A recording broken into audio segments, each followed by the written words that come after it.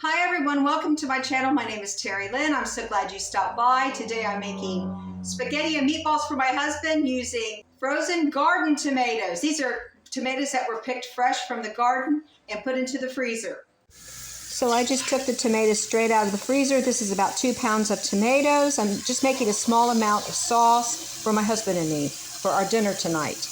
We're going to have spaghetti and meatballs. So I run the warm water over the tomatoes and then I'll start peeling them. See, the peelings come right off. Somehow, when you freeze them, that process helps loosen the peelings. As soon as the warm or hot water hits the frozen tomatoes, it comes right off. Very easy to peel. You don't have to blanch the tomatoes. You don't have to put them on ice. And then you just soak them in the warm water for a little while. You pour some more warm water. You can empty it and re-pour it because it will get cold from the frozen tomatoes. And as long as they are halfway thawed, you can go ahead and chop your tomatoes on a board very finely and then cook them in the saucepan. Now here I'm just running some more warm water over the tomatoes to speed up the thawing process. But these are already peeled. The peelings are off, so you don't have to worry about that. This method of freezing the tomatoes whole is very simple. And there's something I'll explain later on that my husband does that really helps the process also. Before I chop and start cooking my tomatoes, I'm going to chop up some garlic and smash it to infuse the flavors. And then I'm going to cook that in the oil first. So the tomato will take on the garlic flavor, which will be amazing for spaghetti sauce. Now, to be honest, it takes more time to peel the garlic, to peel the skin from the garlic, than it does to actually chop up the garlic and mince it. So right here, I've already peeled them and I'm smashing the garlic. I usually cut the garlic cloves in half and then I smash them. And then I chop them up some more. I kind of mince it like. And if every piece doesn't get finely minced, that's all right because my husband and I both love garlic and we'll eat larger pieces. But we like it minced. That really puts a lot of flavor into the sauce. Now I'm heating some olive oil in a saucepan. It's a very large saucepan. I just want plenty of room to stir the tomatoes and everything when I place them in there.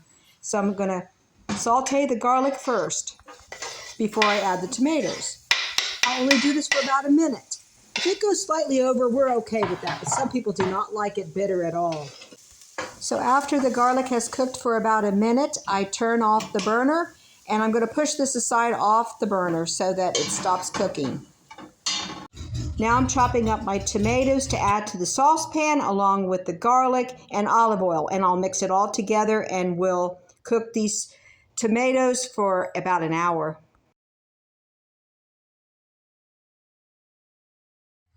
So gradually I chop all of the tomatoes and add them to the saucepan. Then we turn on the burner and we start cooking away. We can add our seasonings at this time. We could add onion. You could add whatever spices you want to add.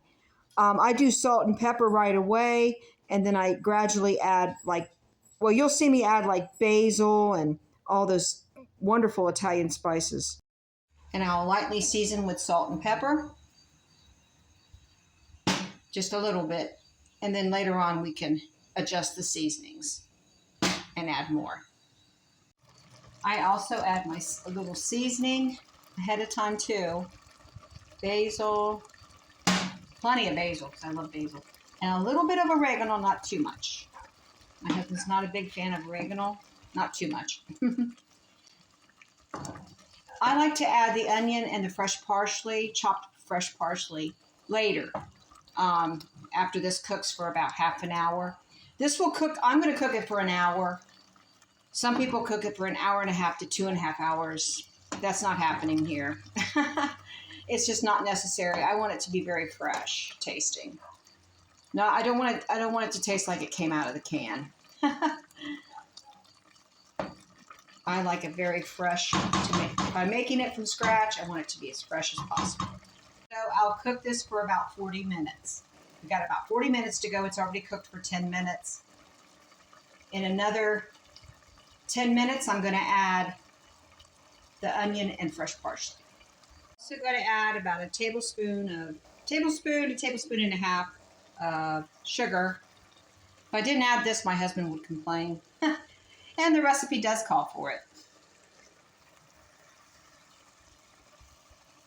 Now I have some meatballs from Aldi. They're not cooked yet, so they have to be cooked. I'm baking them in the oven at 350 Fahrenheit for about 25 minutes. I'll turn them halfway through. Normally I like to make my own meatballs, but this does save time. If you would like to purchase these meatballs, you can find them at Aldi in their meat section. Uncooked, pre-made meatballs.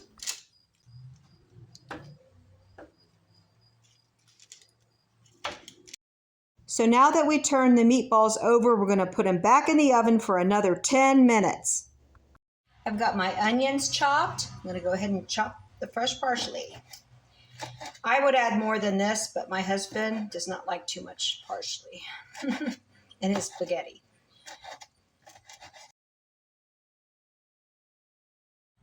And then we'll just add the chopped onion and parsley.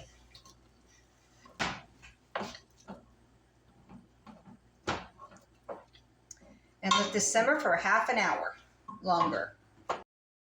This tomato sauce is very chunky. The onions were added at a later stage, and the tomatoes were not pureed. I did not puree them. So we still have a little bit of chunks, tomato chunks, and the parsley is still intact. It's not like completely dried up or anything. This is the way I like my spaghetti sauce, with texture. I'm going to go ahead and do a taste test, see if the sauce needs any seasoning. Ooh, that's good. A little garlic salt, that comes to mind. That's about all it needs. It's got about 10 minutes to go.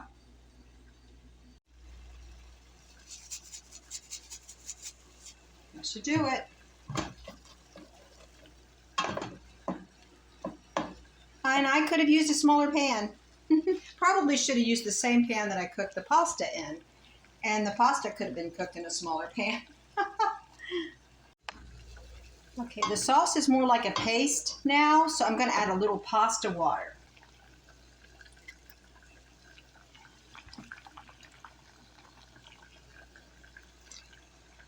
And thin it out a little bit.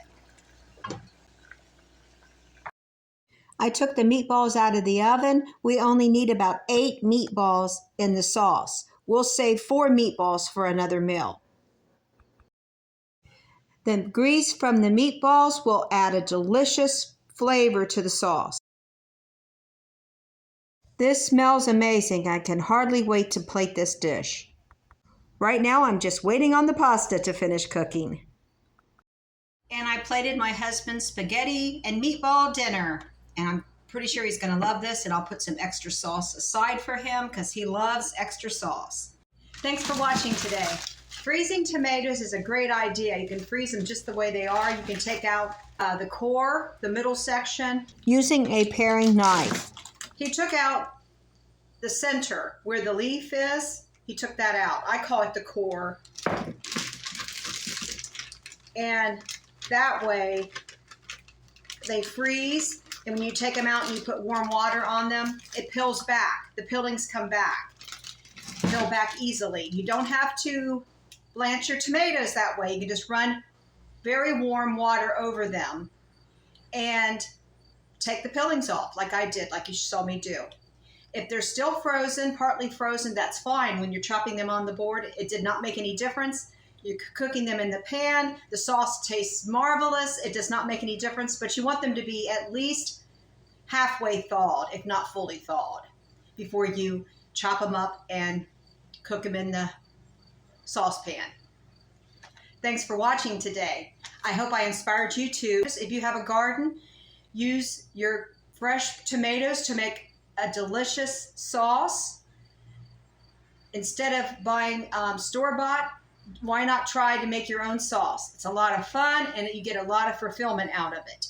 You can buy tomatoes from the store also and do this process. Please like, subscribe, and share. Have a beautiful weekend. I'll see you on the next one.